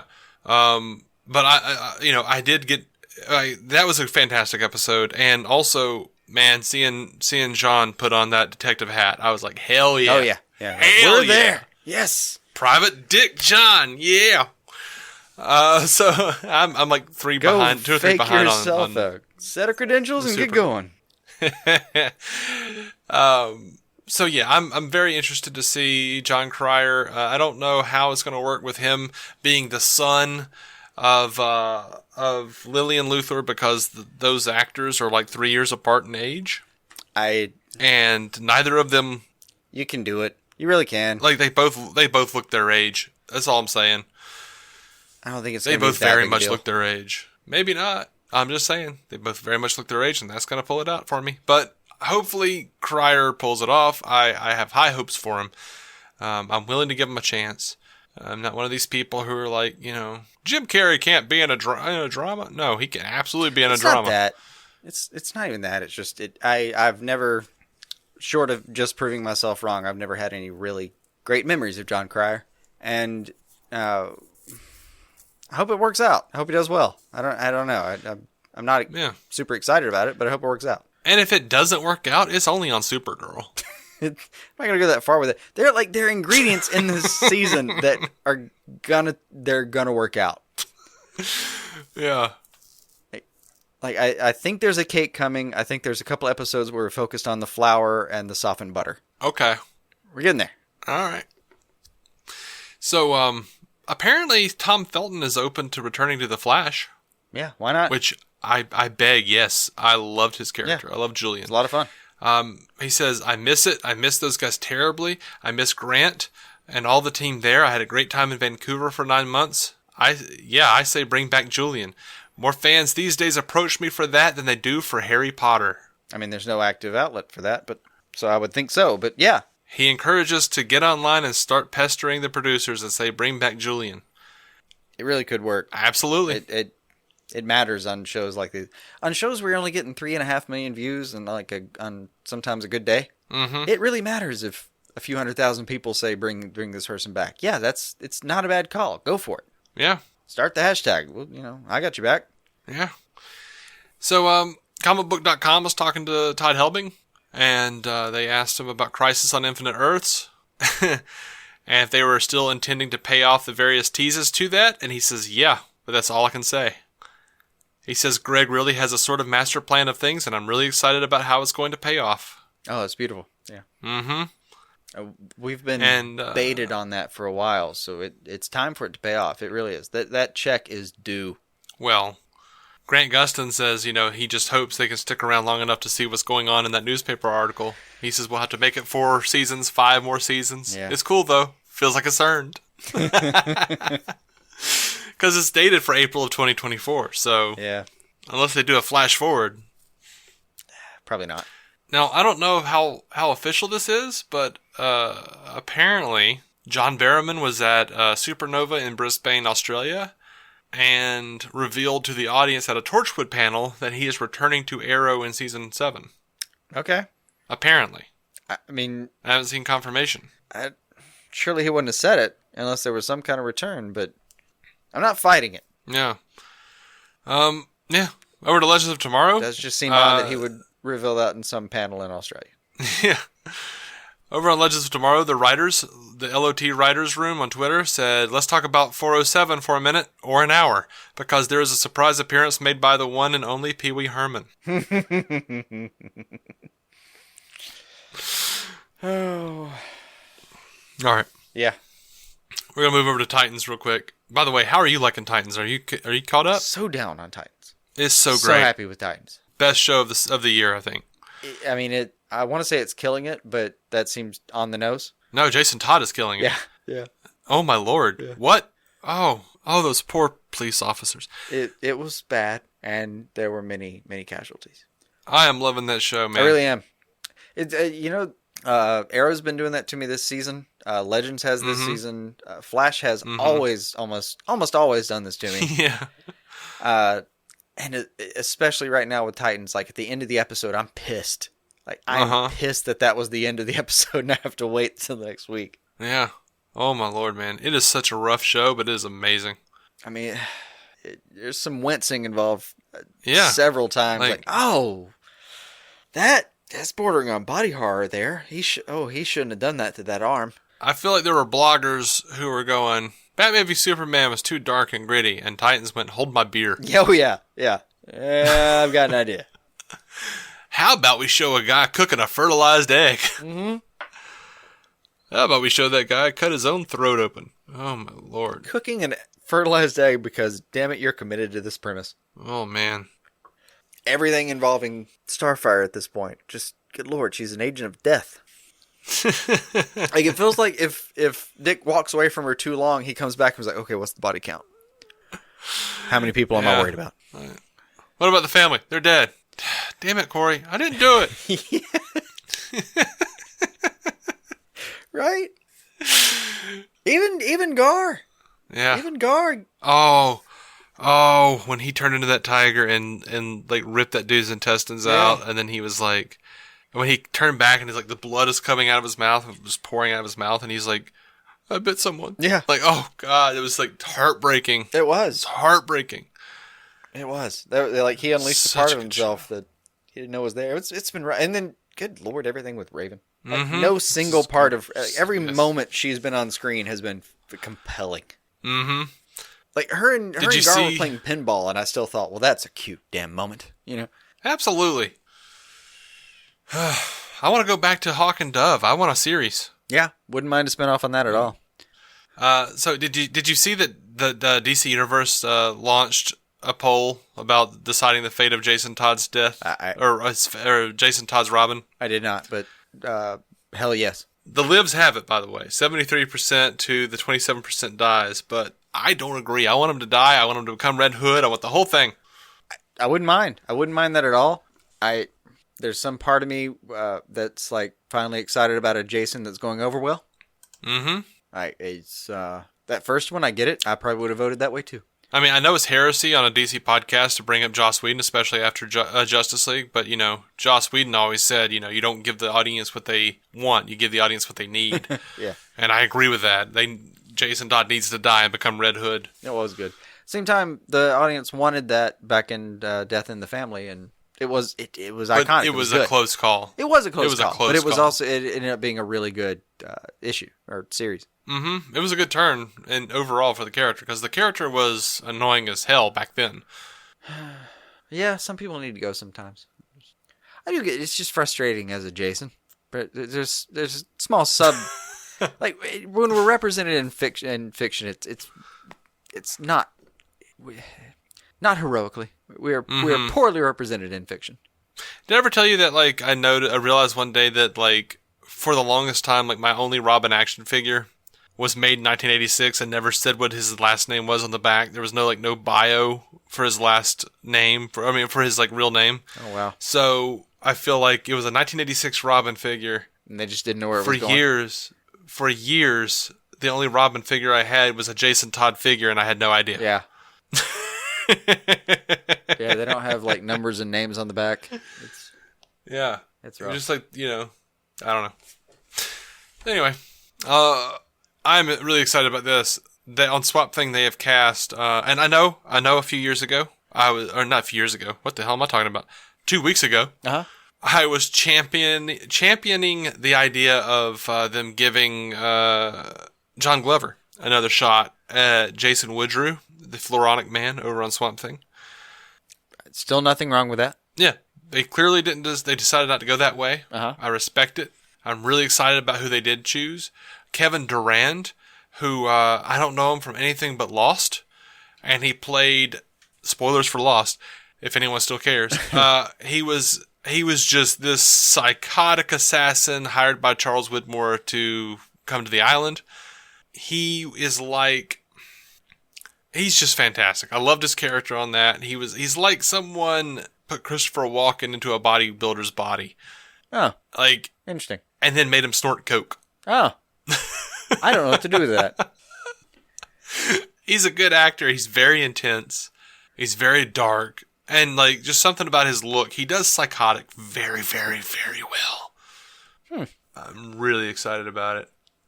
Yeah, I really don't know if I've ever seen him on anything, man. I mean, I'm looking through his IMDb again. He was in Wolverine, but I don't really remember that. Yeah. American Dad again. Man, there's a lot of voice actors in American Dad. Mm-hmm. They're describing as a prickly genius. Jason Woodrue is a biogeneticist without equal, and he knows it. Brought in to study the unique properties of a small-town Louisiana swamp, Woodrue becomes fixated on unlocking the potential contained within, leading to tragic and monstrous consequences. Fair enough. You don't know from anything, though? At all? Really having trouble. Sorry. I'm just keep scrolling through. I keep seeing his picture, though, and thinking, like, man, he could play Elon Musk if he had to. He could. He really could. He does look a little like Elon Musk. I mean, he would probably play him like a psychotic, mercenary. It depends on who you ask about Elon Musk. That's more or less accurate. That is really a per conversation judgment. By the way, Swamp Thing the pilot has begun production. Ah, good. They're filming. Yes, they are filming. Crystal Reed, who's playing Abby Arcane, took a picture of Lynn Wiseman behind the camera with the hashtag Day1. So nice. I'm just excited about all this. This is a good time for geeks, man. Yeah, absolutely. Did you see the Young Justice Outsiders trailer? Also a great time for geeks right there. Man, they're getting into some dark shit, man. Meta trafficking, kids in cages and stuff. Like, yeah, but they've always trafficked in that. They always have. They always have. They've always been a very adultish kind of show. I love it. It's January 4th. It premieres January 4th. Oh, that's as soon as I'd hoped. That's close. That is. I do. I really am looking forward to that one, man. I mean, even the silly shots. Like, I forget what the name of that the ball is. Superboy's ball. Uh-huh. I want to say maybe Bally. I don't know. It's something really stupid. But there's like him, like his ball and another similar looking ball collide and like explode a guy, and that just looked like weird campy goodness in the middle of a bunch of really fun dark shit. It was exciting. Yeah, but the ball is a creature. The ball is like a its own little mother box kind of creature. Well, no, it's like a creature. It's like a sentient thing. Yeah. Well, no, but I mean that there was in the trailer you see like a head and arms and legs and a body. Oh. And it had goggles on, and then it like curled up like a freaking armadillo and turned into the ball. I honestly can't remember if it's transformed before. Is that a new thing? I think it's a new thing. I don't remember that. Is that a new that. shake? Oh, I like it. And, for the life of me, I am not good at remembering New God stuff. So... Yeah, precedent is going to be lost on us. Yeah. And it has been a full 2 years since I've seen a single Young Justice episode. Mm-hmm. I don't remember if he's, or she, I don't know, has transformed before. Yeah. But go back and look at that trailer. That thing it's like a giant red New Gods turtle. Oh, that's pretty good, though. That's pretty good. You're like, yeah, no, it's sentient. Like, no, I mean, it's a thing. No, you mean an actual creature. Oh! It's got legs and arms, man. Like, I had to look at it a couple times. Creature-looking parts. Gotcha. I was like, wait, is that what I just saw? Is it like a giant red turtle? I'm pretty sure that's what I saw, though. I didn't pause on any of it. I even the I didn't catch who it is. I really didn't.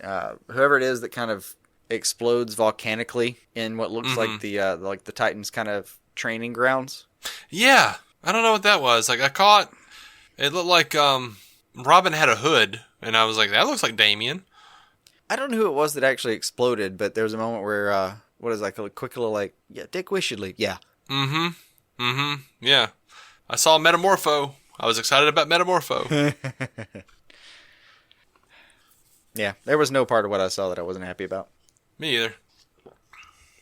We live in interesting times. It's like the old Chinese curse. Yeah. I'm out. Do you have anything?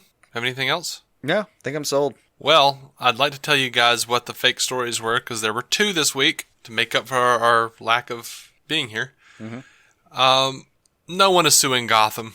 No one is suing Gotham over that terrible Bane costume. Yeah. And Lynn Wiseman did not post a picture of a tulip or whatever it was, like growing in preparation for Swamp Thing. It was a funny bit. Although, you can thank Jason for those. Thank you. And the thing I like about both of those is I'm not sure either of them sounded more crazy than the cinematographer getting arrested. Yeah, that was my favorite thing.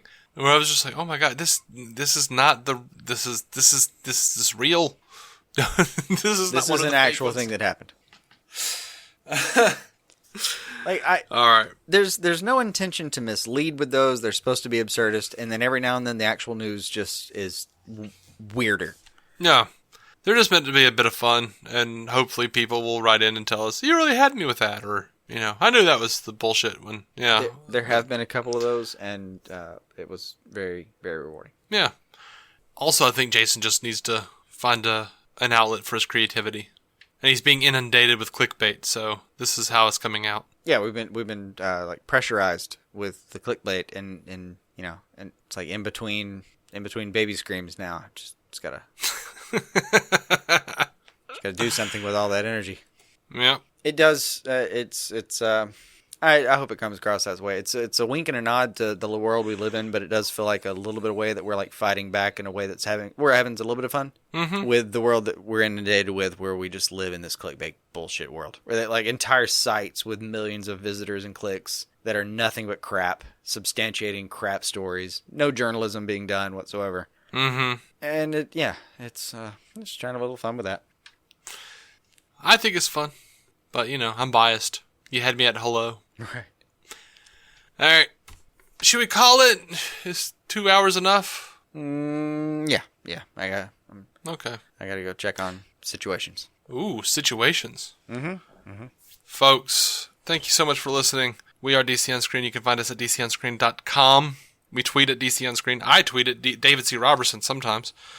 Are you using your Twitter? Not really. All right, well, go message him at DuckDuckGoss and bug him. Tell him to tweet more often. And, Hey, you can tweet one-handed, and I'm discovering all kinds of things you can do with one arm these days. That sounds really dirty. It does. But it's really the most family-friendly thing I've said in a long time.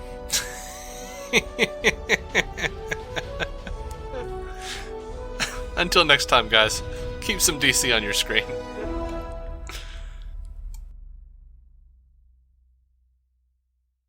Our opening narration was from Dan Jurgens' The History of the DC Universe, Part 3 of 10, as featured in DC 52, Week 4. It was performed by me, David C. Robertson. Intro music by Jason Goss and Michael Shackelford. Michael's band, Future Elevators, could be found on Spotify or future-elevators.com. Our introduction was performed by Effie Oppelders of the fantastic podcast Stealing the Remote, which lives on SoundCloud.